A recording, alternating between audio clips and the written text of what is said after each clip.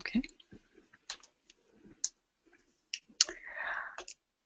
All right, it is the top of the hour. Welcome everyone to the webinar titled Millennial Training Done Right.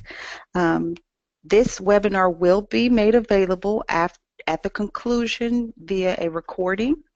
So it will be available within 24 hours of the completion, and we will share a link to all attendees. The slide deck will also be shared from Stephen Cohen himself, so if you do want to have it as a reference, he will share that deck afterwards. Today we will do our questions through the questions tab in the viewer. So if you have any questions, you can feel free to type those in, and we will get those answered during the Q&A session at the end of this webinar. And if there are any questions for any of the panelists, feel free to put those in there as well, and we'll address them. If you have any audio issues or anything like that, let us know so that we can make sure we get that fixed for you. Well, without further ado, I will turn it over to Janet, who will introduce our speaker for today. Thank you, Tanisha. We have with us Mr. Stephen Cohen. He is from the organization 21 Mill. We're excited to have him. His organization is committed to the growth and development of our millennial employees, and he's here to tell us about some solutions that will help us with our millennial employees. They have solutions at their company that cater to the particular learning style of the millennials. So he's going to tell us how to do millennial training right. And I'm going to turn it over now to the amazing Mr. Handsome Stephen Cohen. Thank you, thank you, thank you. And for everybody listening, I paid Janet $10 to say that I am extremely handsome. So I feel good today. Janet, thank you, and welcome everybody. A little bit more about my background before we get into the agenda and I talk about what we're going to go through in our webinar today. The last 10 years of my career has really been spent on unlocking human potential. So I'm the co-founder of a company called 21 Mill, which is a relatively young startup that is providing all kinds of different types of training tools for young professionals. I'm also the CEO of a company called Maven Global. Maven is an international firm that provides all kinds of different soft skill and technical training for what we call heavy hauling operations, so mining and oil and gas and construction and aggregates and cement. So I've been the CEO of Maven for the past 7 years.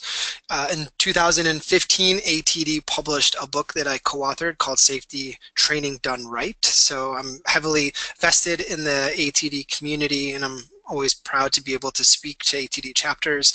In 2011, I graduated from Pepperdine University with a Master of Science in Organizational Development.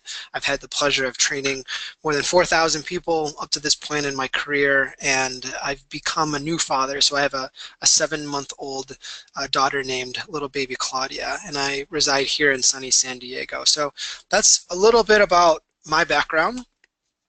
And then as far as with what we're going to talk about today, there's really 4 things that I want to make sure we cover. The first is a training model that we call the 4 C's. So that sets the context for all of the tips and tricks and things that I'm going to go through as we get into the meat and potatoes of this webinar. The last thing that I'm going to do from a content standpoint is I'm going to show you an example of everything that I'm going to teach in this webinar in real time. So we'll walk through basically one of the modules for 21 Mill. You can see how we've incorporated all of these tips and tricks and techniques that I'm going to go over for about the next 35 minutes. And then we'll make sure there's plenty of time for Q&A at the end, and I will answer as many questions as I possibly can. So with that, we'll jump right into the 4 C's. So a little bit of background on where this comes from. The majority of my experience up to this point has been in face-to-face classroom-based live training, and we've kind of cut our teeth really doing a good job of getting interactivity and having people go through these unbelievable experiences where the light bulb goes off. And when we were talking about creating a business that was really focused on millennial learning, we knew that we had to create the learning in a virtual technology environment, but we wanted to figure out ways to bring in the really good face-to-face classroom type stuff into a virtual learning environment. And as I went through and kind of figured out what works in a classroom and how I can incorporate that into a virtual setting, this is where the 4Cs training model comes in. So there's really 4 parts. This model really is mostly focused on creating online learning. However, it's definitely applicable for any kind of a classroom workshop as well. The first C is what we call Clearcut. So the example that you can see in this mashup of words is mindfulness as a training topic would not be a good topic to create an online module on, because it's a massive topic. Everything that we do when it comes to training millennials is really short, it's really sweet, it follows the micro-learning methodology, and we only focus on the most critical, important data points when we are creating a learning experience. So in the example of, let's say, mindfulness, we would only take a part of that topic and build out a module for our learners. Our modules are never more than 10 to 15 minutes. If you look at a virtual exposure, and then if we do any kind of classroom training, we keep our modules to about 30 minutes. So they're really, really short, and they're really clear cut. Another quick example is we have a learning module around communication, and communication is a massive topic. I have a bachelor's degree in communication, and when we thought about what's most important within that grander topic for millennials, we really wanted to focus on what we call thorough speaking. So being able to go more in depth with your communication, because we're so used to using emails and text messages. So instead of having a whole module on all of the things associated with communication, we boil it down to just thorough speaking, and that's what we're training to. So when you are taking your bigger topic, you really need to, at the forefront, figure out what's the most clear-cut important messages we have to get across, and that's what you boil it down to. The second C is what we call Captivate. Captivate means the content that you are using has to be interesting, right? It has to be engaging. It has to be appealing. The animation that you see on the screen right now that has lots of colors, it has text coming in and coming out.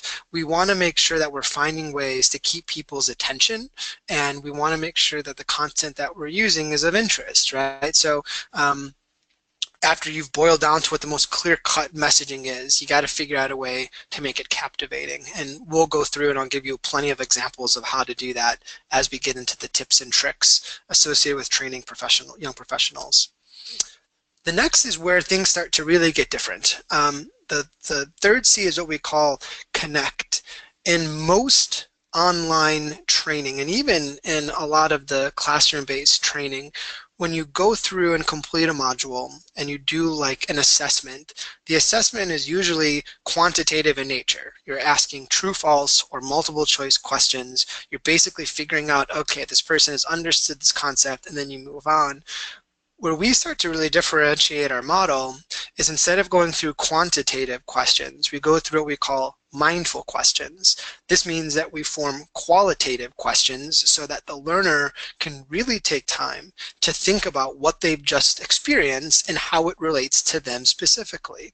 And it's really cool when we create these mindful questions, because you can start to see through the answers that people generate that they're really thinking through whatever it is they just learned, and what experiences have they had in the past that relate to this, or how can they take this in and incorporate it in the future so they can have some kind of a benefit. We go through visualization exercises, and instead of just going through the module and saying, okay, do you guys understand? Yes, and then moving on, we really take a lot of time to make sure that the learners are connecting in a pretty deep level with the content. So that is what the third C is all about. And then the last C is what we call create. And in a virtual learning environment, it's more difficult to actually take what you've learned through like an online module and actually put it to use. But we all know that retention studies show 5 to 10% retention only from auditory and visual stimulation, 75 to 95% retention by practice by doing. So every single module provides some kind of an assignment where the learner has to go out and actually create an experience that relates to the learning. And I'm going to give you a bunch of examples on how we do that. But to me, this is the most important piece. And even in a classroom setting, figuring out ways to make sure that the learner leaves whatever the learning experience is and actually goes forth to put it to use is where I think the ball gets dropped in a lot of our training programs. So the example that I'm going to use is golf. I love golf, and I'm a terrible golfer. I'm really bad. And about 2 years ago, I wanted to get much better, so I spent like 2 hours going through all the online videos and online trainings that I could find. I realized I wasn't gripping the golf club correctly, and I decided, okay, I'm going to start small. I'm just going to learn how to hold the club correctly, and I spent 2 hours practicing in my backyard, you know, just going through the motions, swinging, making sure everything felt right. And sure enough, I got to the golf course with some friends. I'm on the first tee, I got my new grip, I'm all excited, and I hit the ball and I severely sliced it onto a fairway far away, and the learning 100% did not stick. And the important part of like going through and creating these moments is just because you've watched something online or you've learned something new from a theoretical standpoint doesn't mean you know how to apply it. You actually have to go out and create moments where you're practicing. And we do a good job of making sure we create those moments with our young professionals so they can put the learning to good use. So that is the general methodology. Everything that we're going to talk about from here to the end of the content is going to come back to one of those 4 components to the model. There are 7 tips that I'm going to give you. The first tip relates to that first C, which is clear cut, and it's called short and sweet. Short and sweet, again, means that we focus on delivering only the most important information, and we do so in the shortest amount of time. So for our online modules, we have what's called the 8-second rule. No slide is longer than 8 seconds in length, which means the people are constantly going through and clicking slides, but they're doing it in a pretty rapid motion. The average attention span right now of a millennial professional is 8 seconds. It used to be 12 and it's come down to 8, and we do our best to make sure that the content that we're creating is really easy to digest, because you're going to lose them if they're having to stay on a slide for an extended period of time. So that's what the 8-second rule is. The next bullet is called less text, more talk. There is a phenomenon called the podcast that has started to really take off with millennial professionals. And I'm a millennial myself, so I'm going to include me in this group. And I too love listening to podcasts. There's something about just having an auditory stimulation, especially from a learning standpoint, that we really enjoy. And there's a lot of examples of how certain podcasts have started to get really popular. There's a company called Headspace, and all Headspace is, it's a guided meditation app. It's a 10-minute auditory recording that you just listen to that helps you think through and visualize and meditate certain things. And it's a really basic, super straightforward application with just a few audio files. And in 4 years, this company has ramped up to over 8.5 million users and generated more than $75 million in revenue. And it's really popular among millennials. So how does this relate back to training? Well, instead of having lots of text, especially in a PowerPoint slide or in an online learning module, we've converted from having text-heavy slides to having audio-heavy slides. We never have more than 25 words on any of our slides, ever. And to supplement the important information on that slide that's not via text, we have an audio recording. So we have basically our narrator who goes through and talks about the content in a little bit more detail.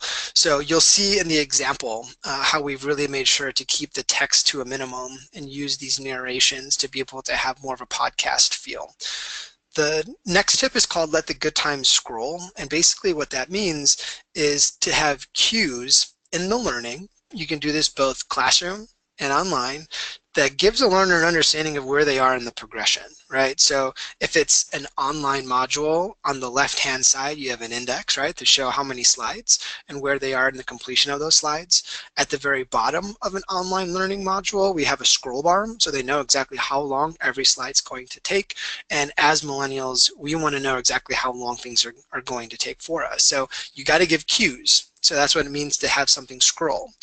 even in a classroom environment, let's say you have a PowerPoint deck of 20 slides, have the numbers visible on the slide deck so people can know, okay, I'm at 2 of 20, I'm at 10 of 20, I'm halfway there, and you want to give cues so the learners have an idea of where they are in the process.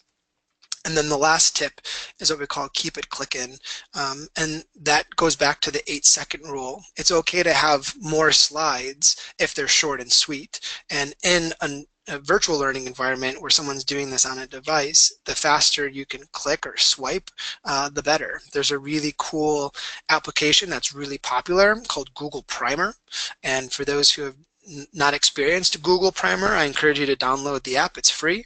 Basically, it's a free online learning app that is all about content marketing. So there's all these modules on how to do content marketing.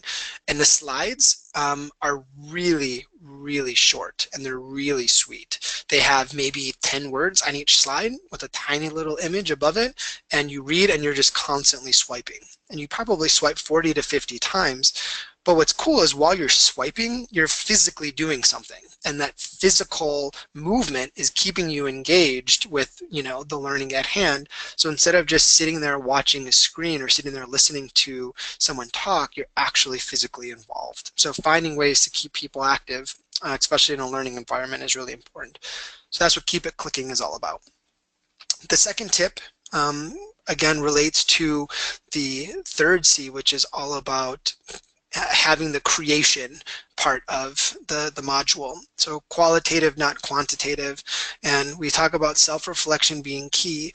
So the way that we structure our modules, you have 4 parts. You have the actual e-learning content piece. The second part is when you have what we call our post-module questions, which are all those mindful questions that I mentioned briefly. Then you have a homework assignment, and then you have a journal entry at the end after the homework.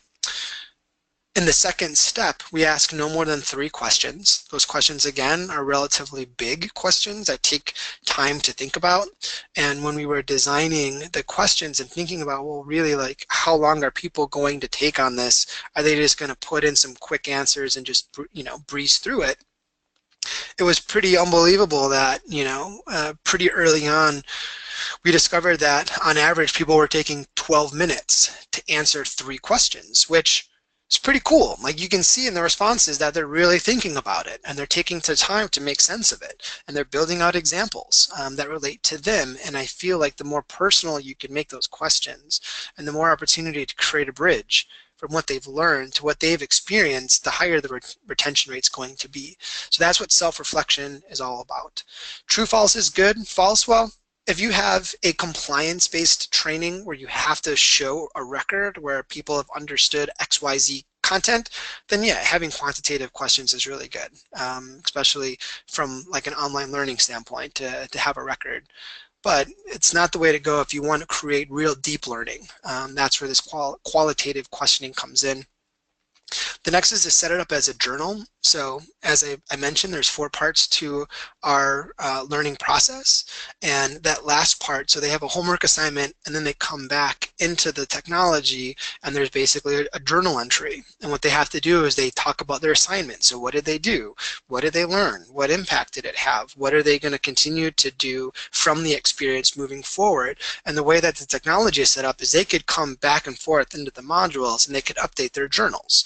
And it gives them a platform to basically, like, you know, upload all of their thoughts from that experience in real time and keep all of the activity in a centralized location. And it's pretty great. So figuring out how to have these moments of iteration where people can come back into the technology and basically provide updates in real time has been really positively received by our clients and our millennial users. And then the last one is provide the time. Less is more, and basically that means you don't have to go through these super long, very expansive modules. You can create very, very succinct learning moments in a very short period of time with regards to the actual learning, right? So our modules, again, are 10 to 12 minutes in length, but the majority of their time away from the module is where they're getting the most bang for their buck with regards to the learning. So more time on the back end by doing homework and, you know, understanding how that homework impact can be put to good use for future occurrences related to those behaviors, and they are learning more away from the technology than they are in the actual learning space. So less is more, is what we'd like to say. The next tip is called blend and bind, and this goes back to the last C, that creating part, and we call it transferability, but that is so often missed in most trainings. Even in a classroom environment, you spend a day learning XYZ thing, and then what happens, right? People leave really excited, this is awesome, we're going to go back and change the world, and then 2 weeks later, the training book is on the shelf somewhere and it's back to business as usual. So finding ways to make sure that there's a transferability piece, finding ways to make sure that there's like an accountability piece. And we're going to get into how to do that in another tip. But you want to find ways to make sure that the transfer of learning is actually being done away from the setting, either virtual or classroom in nature. The next is support, support, support. Millennials love coaching. They love mentoring. They love to know that they are doing the right things, and having some kind of a mode in place to support their learning, either by having a supervisor that is able to check in on their progress, or having some kind of a training resource or an HR resource be able to monitor what they're doing, to be able to give them coaching and guidance and support. Really, really important. Every one of the modules and every one of our users has access to what we call a 21 Mil Navigator. There's somebody there that is a person who can support the needs of that learner. And when you feel supported and you feel like someone's actually like checking in on you, you're much more likely to do what you're supposed to be doing. So figure out ways to create support. Focus on the takeaways. This goes back to that journal entry. Creating a learning moment and then creating an experience, that's like half of the battle. So that's really good when you do those two things. But on the back end, you have to really focus on like, really what's the relevancy of this? What have I really learned, and how do I apply this learning moving forward? So that's what focusing on the takeaways is all about. And then encourage the heart. There's definitely no secret that us millennials love positive reinforcement. We love to know that we're doing a good job. We love feedback. It's one of the most important things that we state as being a workplace need. And the more encouragement, the more positive recognition and reinforcement, the more likely that your millennial professionals are going to stay motivated with whatever it is they're doing. So find ways to build in encouraging the heart. And for those who don't know, that concept comes from the Leadership Challenge, which is a great book by a guy named Kouzes and Posner, and that's one of the concepts of the 5 leadership principles. Read that book if you haven't yet. It's pretty fantastic. The next tip, and this is one that for us has really been one of the cornerstone differentiators that our clients and our users have spoken highly of. The content is relevant and it's relatable, meaning that it's built specifically for our audience. And the first bullet says speak the language. What that means is, know who you're delivering these messages to. As a generation, we're typically more casual in our communication. We're not so formal. We like to speak in slang, and all of the narrators for all of the modules are millennials, so we sound a little bit younger. We're using terms and examples and things that like make sense to the people who are going through the content, and you want to make sure you're speaking the language, because if it's not relatable, then it's not going to be well received. Make the content millennial-centric. What this means is to find topics that are specifically geared towards your millennial audience. We spent probably 6 months, 2 years ago, going through every single article we could find on why millennials are so terrible in the workplace. And let me tell you something, there are a lot of articles that exist for why my generation has such a hard time with regards to their workplace performance. And as we went through those 6 months of articles, it became very apparent that there are certain themes that exist for why organizations have some difficulties with their young professionals. And we've built content very specific to those themes, like spending too much time on their devices, or not understanding the integration of their social media into the workplace. So knowing what the audience needs and building content specific to those needs that might be a little bit different from what other, people in the organization are needing to go through is really great. Our learners and our clients love the fact that everything we've built is specifically for this audience, and it speaks to them, and it's relevant to them, and they stay focused on it. The next is to use kinetic text. So in this example, you can see what kinetic text looks like. And I am not an animator. I am not a videographer. I really am not super good when it comes to building out this kind of stuff. However, there are tools you can leverage to be able to create these types of animations. And the reason that you want to use these types of animations is because it keeps the learner engaged. It's a stimulation. Seeing the words come in and out versus just reading it on a slide is a different type of engagement. The tools that you can use, there's two that I highly recommend. One is called Render Forest, which is R-E-N-D-E-R, forest.com, and it's super easy. They have all these templates set up. All you gotta do is plug in the text that you want, and it builds out these little animations for you. And then there's another one called Powtoon, which is P-O-W-T-O-O-N, powtoon.com. And the first animation that I showed you earlier was built in there, and it's the same thing. You basically just plug and play these slides. You could add characters, you could add sounds, you could add these really easy animations, and basically anyone who has a pretty basic understanding of how to use a computer can go ahead and create some pretty cool stuff in not a lot of time. So leverage some of those things like kinetic text to just keep the engagement high. I mean, any marketing video that you see, any of the commercials that you see, they all use these kinds of text features because it's visually stimulating. And again, the more stimulation, the more engagement. The last tip, and I know this is hard, especially for really large corporations who have really in-depth learning management systems with lots of content, but lose the cheesy narrators when you have like this super bad acting of these people trying to go through a workplace scenario, and it's just like, really? This is what we're watching?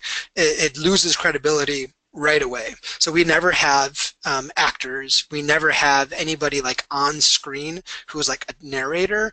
Everything is done with just an audio and then with some kind of a stimulation, usually in like a graphic setting. And I'll show you what that looks like when I get to the content example here in a few minutes. But do your best to lose those narrators because they don't go over very well with our audience. So the second to last tip, there's two more, and then I'm going to go ahead and make sure to give you a quick example of the content, and then we'll leave about 20 minutes for Q&A. But the next tip is called Collaborative and Communal. And as a millennial, we have spent the majority of our childhood highly engaged in different types of team activities, be it like Little League or, chess club or being on the student board. We've been very used to being a part of groups, even when I was a kid, right? Going to like Lamaze group and going to play groups with little kids. We're social animals. We're really comfortable working in a collaborative environment. So when it comes to learning, you want to make sure that you create as much opportunity for collaboration as possible. And it does a few things. One is it makes it more accountability driven. So if there's other people that you work with who are also doing these things and you can see that they're doing them maybe better than you or faster than you, or they're having a really good time doing it, it's going to be motivating for the rest of the team. It's social influence 101. When we see other people doing stuff, it's like peer pressure. We want to do it too. So creating team challenges. This can be done both in a virtual environment or even in a physical environment. So let's say you have, 20 people who are a part of a classroom session that's all about like creative thinking. Well, you could have a team challenge, break those 20 people up into 4 groups of 5 and have each team come up with the most creative ideas to a solution. And then you can measure how many ideas they've come up with, what they've implemented, give them certain points to be able to see which team is doing better than the other teams. And when we're in a competition or a team challenge, it really is a motivating factor that you can do both online and in a physical environment. The next bullet says leverage Slack, Facebook, your company intranet, if you have a company intranet, there are so many tools that exist online where you can create forums, where you can create teams, where you can create an online space for selected individuals to be able to go through and have discussions or ask questions or share stories, and making sure that you give an opportunity to do that is really great. Most learning management systems have some feature that you can use for like discussions and group chats. We use it in our LMS, and being able to turn that on is really important, especially for teams, because they like to share what they're doing with one another. The next bullet says make it fun. One of the really interesting things about our generation that differs from other generations is we put more emphasis on experience than we do on money, which means we want to find as many ways to go out and do fun things that we can talk about to our friends. So the more fun you can make the learning, the more experiential, especially if you can get them to go out and do things that are unique, the better. There are all these new companies that are popping up that are transforming how you do like employee rewards. So instead of getting like a gift card to Starbucks, you get a voucher to go wine tasting, or you get a voucher to go scuba diving, or you get to sign up for these different experiences all around the city. Instead of just getting something physical like a consumer product, and you want to figure out ways to make it fun. And the more fun it is, the more likely that your young professionals will really get into it. And then the last tip with collaborative and communal is integrate what we call live sessions. So this is really more focused for online learning. But the way our online learning works is after you've completed a module, let's take the topic of like how to build trust. After they've gone through the assignment, there's a calendar feature in the LMS, and we will have a how to build trust webinar. And anybody who is interested in getting more information on that topic can click and sign up for that. And it's anywhere between 30 and 60 minutes, but it's pretty cool because it gets people together who are interested in continuing to explore that topic, and they ask questions. There's a trainer there that is able to answer the questions that come up. We can go more in depth and we can share stories. People can talk about the wins, and it's pretty cool when you can get individuals together, even in a virtual setting, to talk about whatever it is they're learning. So that's what a live session is all about. And the second to last tip, there is absolutely no denying the fact that us millennials, we love our cell phones, right? So the tip 6 is make it mobile and make it malleable. Get the app.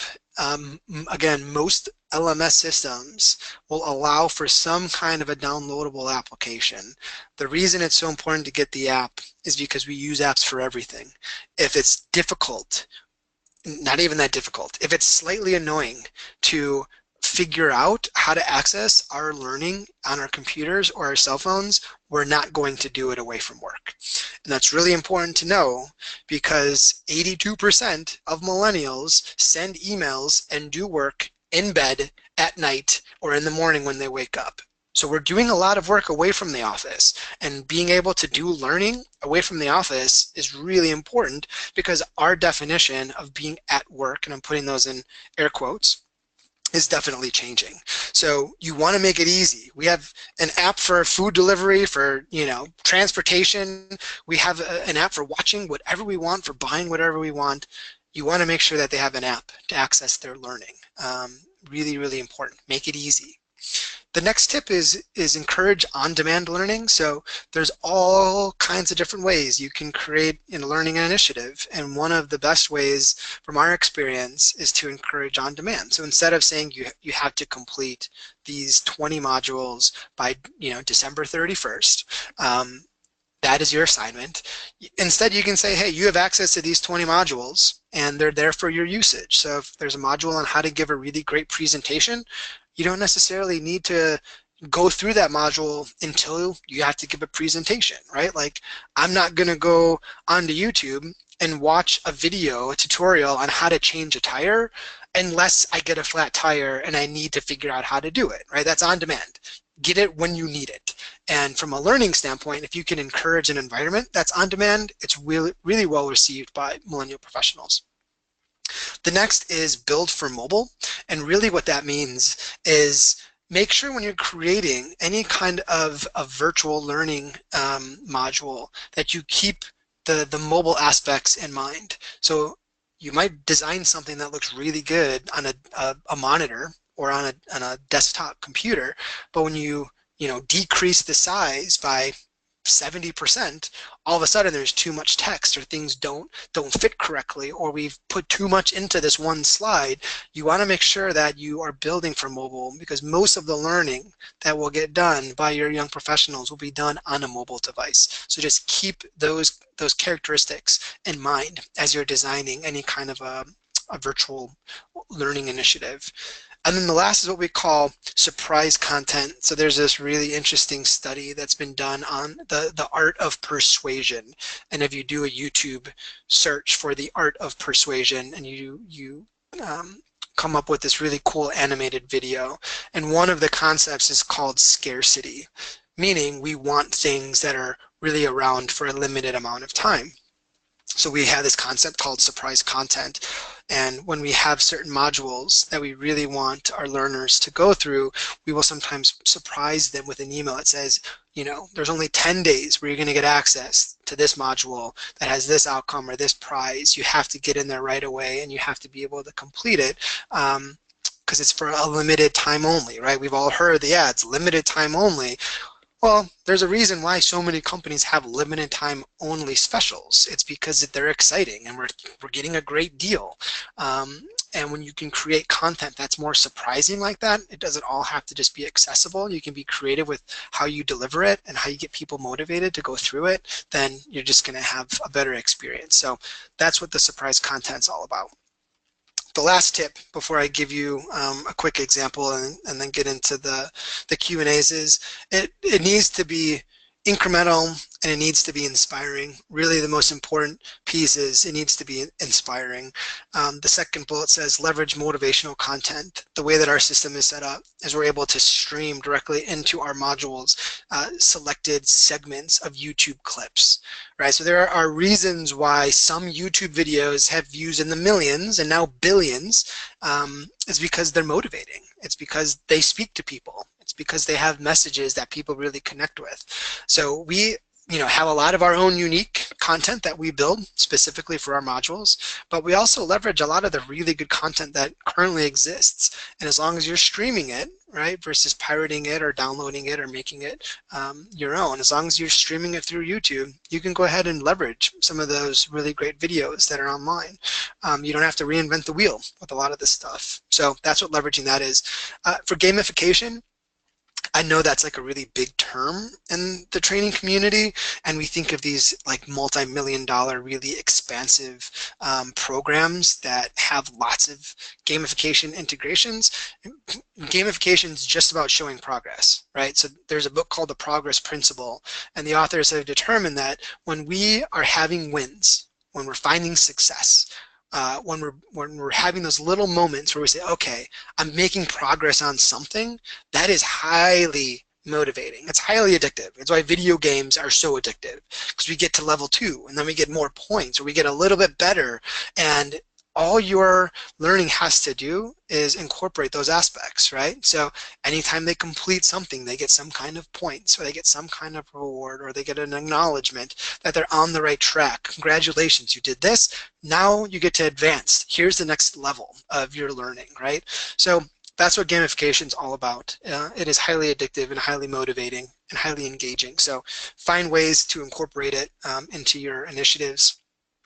The last 2 steps it's all about baby steps, and it's all about what we call Think the Rocky theme song.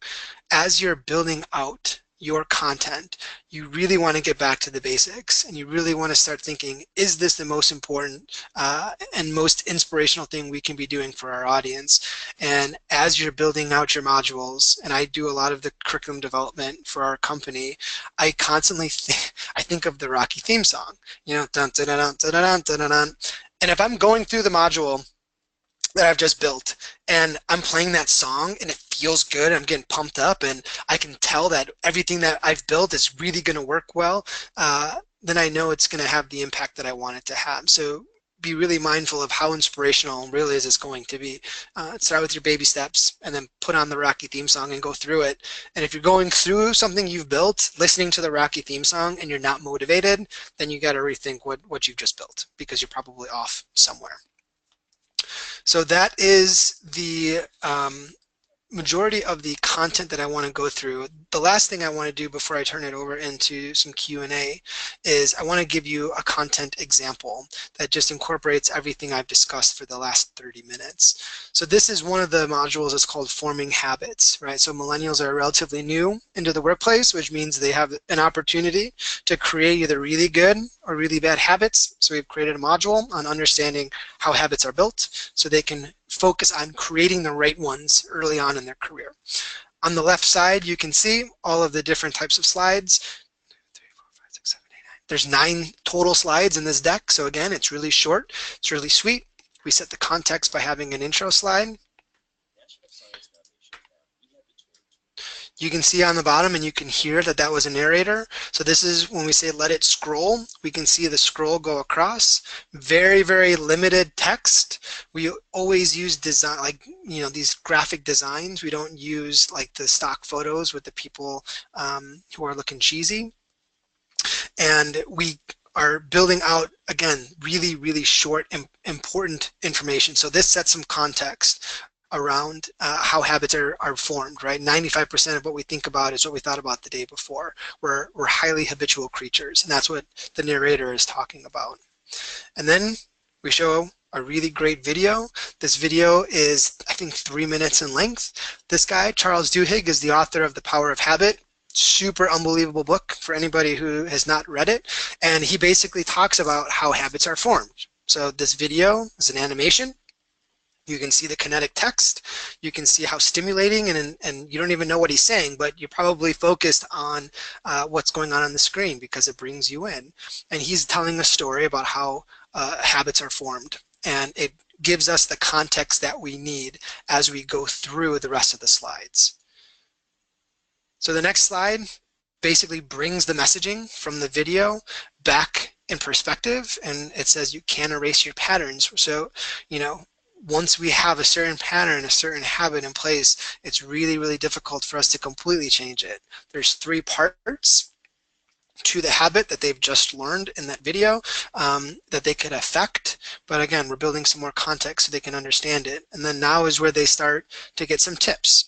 So the tips are basically 4 tips that we're going to talk about as it relates to the learning at hand. Start small and build. They can get some additional information as they click around to some of these animations. We teach them to form a trigger, which is basically one of the first parts to a habit. It's called a cue. So we say be aware of your cues so you know when a habit is beginning. We talk about committing to 30 days. So after you've changed the second part of a habit, which is called the practice, which is what he's talking about in this module, we say you need to stick with it for 30 days before it starts to really become the new norm. We talk about finding a friend. So it says you're 95% more likely versus 10% likely to actually make progress on a goal when you have somebody else there who is involved with accountability. So when you think about the content, it's really short, it's really sweet. They've learned what a habit is about from the video. They've gotten some pretty easy to understand tips. And now is when we really start to get into the meat and potatoes of the learning. So they have a couple of questions that they'll answer. As you can see from the questions, these are not quantitative questions where we say, what is a cue? And we give them 4 choices where they have to regurgitate the information. No, this is a question that gets them to really think about what they've just learned and process. Really, what are the habits that I have or I want to have that is going to impact my professional career? This gives them a little bit more context. And the question says, what triggers exist for me that drive certain behaviors that I would like to change? So again, we're pulling some thought from what they've just learned from the module to get them to really understand triggers and how they might show up specifically for these individuals.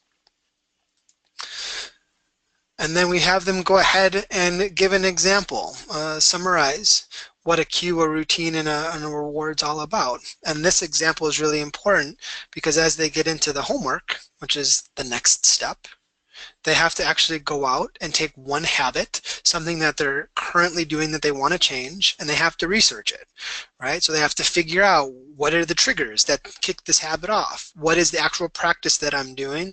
And then what sensation or reward am I feeling? So they have 5 days to basically take one habit and dissect it using this model that they learned in the module. So this is where they're actually applying the learning. And then after they've done their assignment, this is the journal entry that comes in. So they basically go through and they say, yep, I did the homework, everything is done. And then they basically start to like figure out the impact that that had. So what did they uncover about the habit? Gets them to, you know, talk about what they've learned through the homework assignment. They are coming up with basically their future thought of what they want to do with regards to changing the habit and what the benefit will be. And then this is their commitment. So they learned that 30 days is how long it takes for a new habit to stick. And this is a place for them to say, okay, how am I going to commit to the 30 days? What's my plan? We're constantly asking questions in this journal feature of like, what's the plan? What are you actually going to do? And then after that, the module is complete. At this point in time, when they show completion, either our client or our navigator will follow up with that person and let them know, hey, this is really great that you've completed this module.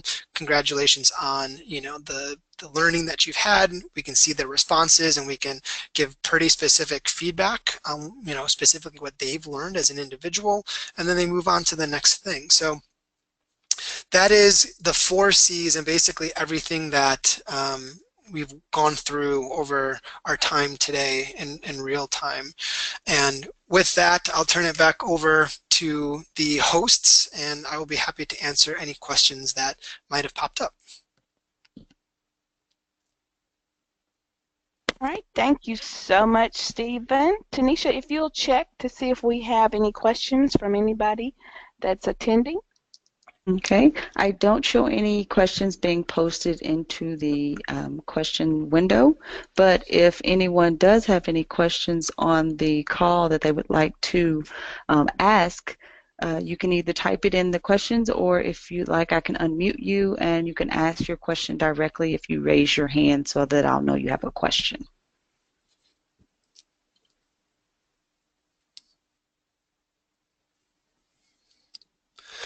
And if anybody has questions but they don't want to necessarily ask them in the group, on the screen, this is my contact information. I am a big nerd when it comes to training millennials, and I love this stuff. So if there's anything I can do to help talk through any pain points or think through an initiative that you maybe are working on, that's my contact information, stevec@21mil.com. If you go to LinkedIn, Stephen Van Cohen is how you can find me, and 21mil.com will give you some more information and insights into what we've been doing with regards to training our millennials. So please contact me if there's anything else I can be helpful with. Okay, it looks like David had a question. David?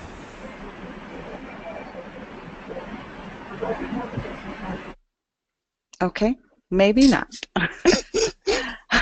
Looks like he raised his hand a moment ago, but there was some audio background noise. So David, if you did still have a question, you can type it into the question window, and I can share that. But if not, we can carry on. It sounded like David was stuck in a tornado. Scott, looks like Scott has a question. Scott, Hi. do you have a question? I guess I do. So the content that you're showing us right now, the training that you're showing us, is catering towards millennials. If you're in a corporate environment where you are developing training for people who might be baby boomers, Gen X, millennials, et cetera, if you customize a training for millennials, what kind of impact does it have for the other generations? Do you need to develop a different one? Is it as effective with them? Should you hit towards middle of the road? So again, with a corporate environment where you have multiple generations, should you go down this rabbit hole where you really focus on millennials, or should you kind of keep it more towards the middle where you embrace from different learning styles? That is an awesome question. That is the most common question that I get asked as I'm working with our clients. There's a few responses. The first response is the majority of the clients that are using what we've built are using it mostly for onboarding purposes. So as they build out whatever their onboarding program is for their, young professionals, they will leverage a lot of this content as part of that experience because it's really specific for transitioning into an organization, right? So that is one usage. Other clients basically just create it as a content offering, right? So they'll include it in their LMS and they'll let all of their young professionals know that, hey, this is content that we specifically have acquired to meet some of the needs that we know you have in a workplace, and it's not something that's like promoted or solicited to the baby boomers or the Gen Xers. It's just something that's available. When we talked about, training on demand, it's one of those on-demand resources that our clients are using to just create another level of engagement with their young professionals. We've had clients who have basically come to us to say, we want to be able to really do something specific for our young professionals. Like we do work with Bacardi, and Bacardi has created what's called a Rising Stars program. So all of their rising stars, I think, are under the age of 28 or 30. So all of the content is really specific for millennials, and they're using a lot of our content to supplement some of the other classroom stuff they're doing with their teams. So I think it depends. If you're working for a really big company that has a really robust LMS and there's hundreds or thousands of trainings that exist, it really doesn't hurt to have content that is really specifically designed for an audience. Just like if you have technical engineering training that really is only for your engineers, you're not going to, solicit it to your accounting department. Like to me, it follows a similar construct. So, you can go about it in a few different ways. Those are some of the most consistent examples of how we've been integrating this with our clients. Thank you. You're welcome.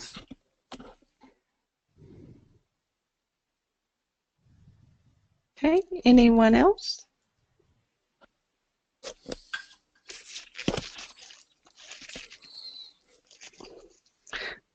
Okay, I don't see any other questions. All right, Tanisha, thank you so much. Stephen, we appreciate all the great info that you've given us, and want to remind everybody that the slide deck will be available. So be sure you go ahead and access that and use it. I took lots of notes, so I'm going to be using and incorporating the information that was given today as well. Hope you guys have a very great rest of the day. You'll get back about 5 minutes or so of your time. And so go ahead and have a great day, and we appreciate you attending our webinar today. This is all for today. Cheers.